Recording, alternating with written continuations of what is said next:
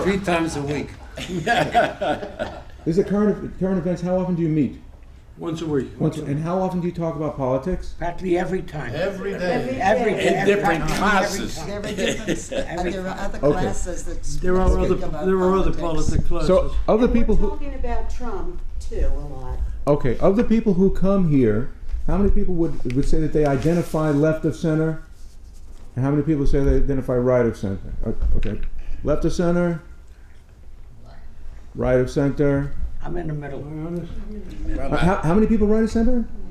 1, 2, 3. are in the center. I understand to being more conservative, more In conservative. general. No, less conservative. What is your point? Okay, hang on a second. How many people here feel that their views have been influenced by what they've heard presented here? Influenced in a way that's contrary to the way that you were thinking ahead of time? Just 1, 2, 3? I've been influenced in that it's strengthened my feelings. No, but I understand. And how about the other direction? How many people have been influenced towards the other direction because of what they've heard here? 2? 1, 2? The conservative gentleman? It's influenced my thinking, You yes. think he's a conservative? Is that what I'm a liberal, Okay. but I've heard points of view that I have to think about that are good. Okay. That's what Sir? It strengthened my opinions, It's strengthened, reinforced. reinforced my opinions, yes. Right. Hang on a And second, when I let's give everybody a chance. Go ahead. Well, there was no secret how my political feeling, I've always made a public display of my political feelings. Although I don't subscribe to physical action and any of that sort of thing. I'm one of the quiet, nice guys. Okay? But I don't think the discussion here is so much whether some of us are left of center or right of center. It's more a case of what we're getting to present to us as the candidates. And I don't believe, personally, that anybody should be in favor of a Donald Trump. Because that man, first of all, I don't think he has political left or right leanings. He's a maniac to me. Is there a Republican candidate who you would consider voting for? I don't think I'd have a problem. Kasich. I live, well, if I had to pick one, it would be Kasich. But that's not the issue. I've lived through Republican administrations. My life as a retired, rather successful Northerner, living in the North and the South, my life is not going to really be affected by a Republican or a Democrat. And mine, my children and my grandchildren, will not be affected whether there is rules and regulations about abortions and things of that nature. And everybody knows where I stand when it comes to this. But what I can't really stand is that we have someone that can rise to the possibility of being the president when he is a Donald Trump.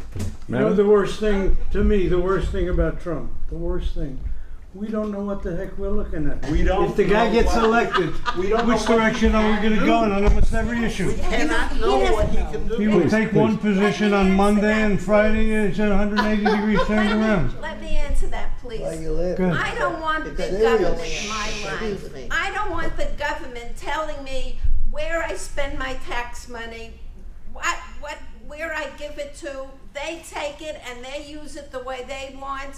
I want to use my own tax money for what I want. So I'm not against big government and I'm for states' rights. So leave. Okay, I think your question was, why do we come here and what are we doing here?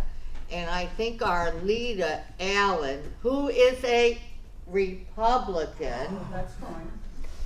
speaks to us What's on wrong with an Republicans? not a thing. They're Americans. The attitude is that he's on a level, he speaks from his point of view, but he lets us be open to speak from our point of view.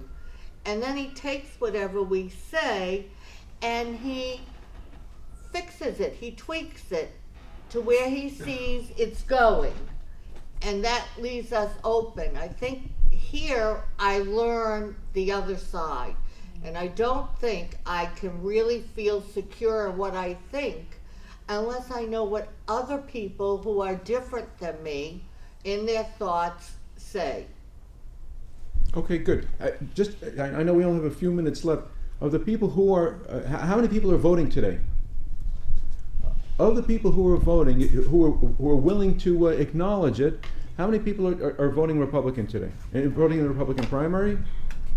Just one? A number of us did already.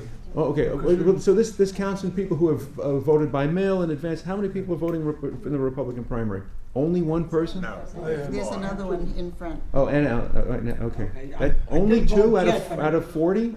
Sorry? I didn't vote yet, but I want to bring out something. In 1964, I voted for Goldwater, and on the grounds that he would have stopped that war in Vietnam just by blinking his eyes. Because he talks with a background of strength. If these politicians eye drop the recruits to go to Vietnam, they give them an eye dropper. Westmoreland made a terrific statement. We're winning a war. Send us more troops, and that's exactly what happened. And my son was military age. I said the first thing I'm going to do is put you in the back of my little Volkswagen and take you right to Toronto, where my cousin had married a Canadian. So I was going to bring him over there. Now you're a Canadian, goodbye. And I would have left him there because he wasn't going to go into that Vietnam War with Johnson eye-dropping the troop movements. I was really angry at the whole thing. In World War II, which I was a part of, it was all over the world. And I was in the operations of airports. I could have gone to any part of the world to work there. Today it's centralized, and we're eye-dropping this thing, we're eye-dropping, using an eyedropper over here and over there. And you can't work with an eyedropper. And people don't wear uniforms or anything of that nature. Some of you tell me if I'm wrong, but a lot of the Trump phenomena is the fact that we look at the last 7 years and we don't see a lot of good. Discontent. Two more comments and then we'll cut it. For all of us, we can make that statement. I don't think that's a I fair don't feel that statement. way at all. Okay. It's not a fair I'm statement. not talking for everybody. Yes, go ahead. You statement pointed to me, may I? Such a broad statement. We're 20,000. We were losing 800,000 jobs. One at We a were time. losing 800,000 jobs a month when Obama took office. And now we have 4.8% unemployment, when it was probably 30% just when he took over. There's been millions and millions of jobs brought back into the workforce since Obama began. Give the guy his due. I mean, there's a lot of things maybe we didn't like about Obama, but nobody seems to want to give him his due, okay? And the man, I'm trying to talk.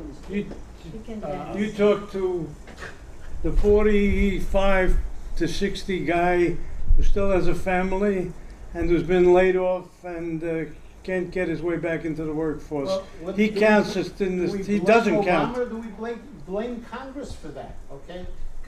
Nobody's cans are clean. I mean, it's. There's no one's hands are that clean. There's still only 4.7% unemployment. Yeah, but these people have stopped looking or are out of that statistic now. That's the problem. Last comment. We have Congress who would not compromise one iota with the President Obama. So no matter what it was he tried to do, Excuse they me, would, one in second. any way, Don't forget during his first term, he had a Democratic Congress. Yeah, they weren't too well, bright. right now, he hasn't had one. That's how it And goes. it's been difficult for him. 2 Congress- years, wasn't yeah. his first term. 2 years, okay, whatever. Just one last thing. Can I just? Go ahead.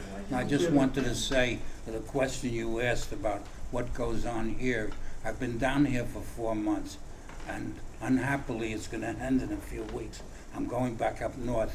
What I got of coming down here every week, every Tuesday, is that it's not that I learn from anybody. I feel I learn from everybody. And that's the feeling that I get. And you know, sometimes I'm watching on TV people discussing things from other parts of the country. It seems like it's other cultures. They don't even discuss the things that we're discussing here that everybody feels is at least important, regardless of the opinion that they have. So the learning process is talking to one another, respecting their opinions, and then going from there. And that's what I get a lot out of. Very good. Okay, that's Thank you all for coming. was the best statement that you made in the whole place. The best statement. And we all owe it to Absolutely. Gives us the opportunity to listen and to have a